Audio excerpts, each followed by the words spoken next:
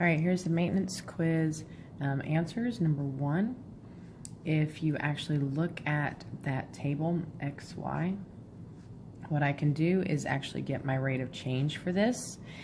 And again, we're looking at our Y values over our X values. So if I look here, I'm going up by 6, and then this one all of a sudden is actually going up.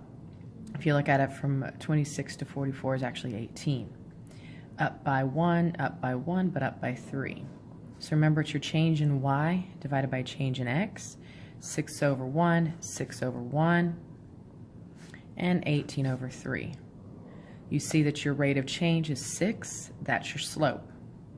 Your slope goes with X. That's how you knew that you either had the choice of 6x minus 4 or 6x plus 4. Number of ways to figure this out. You can take numbers and substitute them in. You can say 6 times 3 minus 4 is 18 minus 4, which is 14, and that's how you know that that would be your correct answer.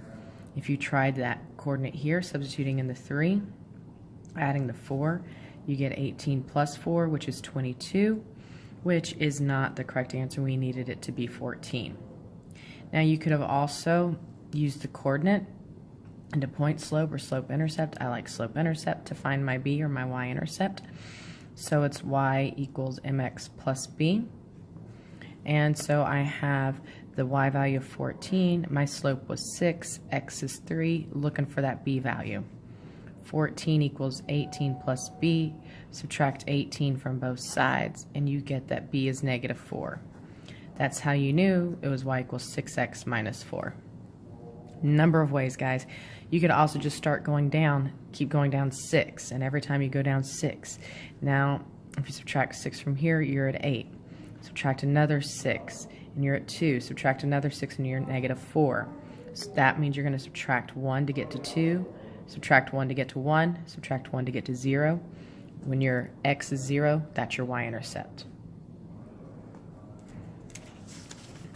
All right, looking at the second one, she has $200 to spend. She buys a chair for X dollars, so we know we're spending $200. If we're buying something, we know we're subtracting. We know that it's X. Now, a 6% sales tax we have to represent as 0.06, so you know that has to be in there. The other thing that has to be in there, though, is a 1. So you've got to have a 1, and the reason this 1 is here is this 100% of the original cost. So if you think about it, we've got basically, we're buying a piece of furniture. A chair. We're buying a piece of furniture. That furniture costs whatever this 1 represents. Say it was $50. She has $200. Say it's $50.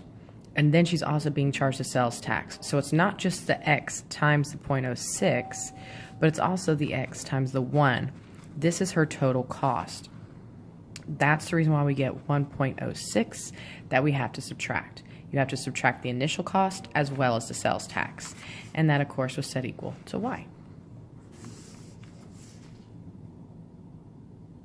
All right, the next one. The difference. I have 4w squared minus 7w minus 6, subtracting 8w squared plus 2w minus 3. Remember, if you have a negative, that means all of these signs are going to change. So I'm going to rewrite this, distributing that negative all the way across. Changes that to a negative, to a negative, to a positive. Now I'm going to group things together.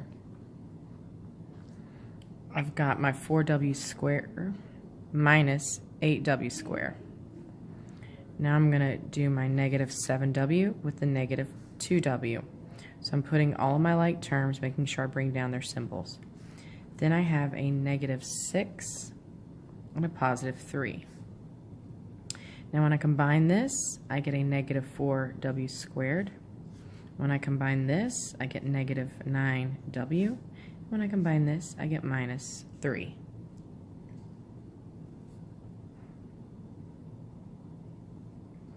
All right, the very last one, we're talking about the perimeter.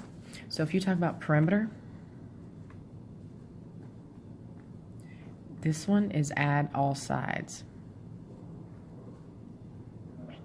So you have 2 lengths and 2 widths, and they had that it equaled 90. Now the other one says that the length, I'm going to write the words out, is 5 feet less than 4 times its width. Now this is not an inequality of less than symbol. We're actually writing an equation. So length is, the word is, I put equal to above it. 5 feet less, that means I'm subtracting 5. 4 times its width, that's a 4 times the width.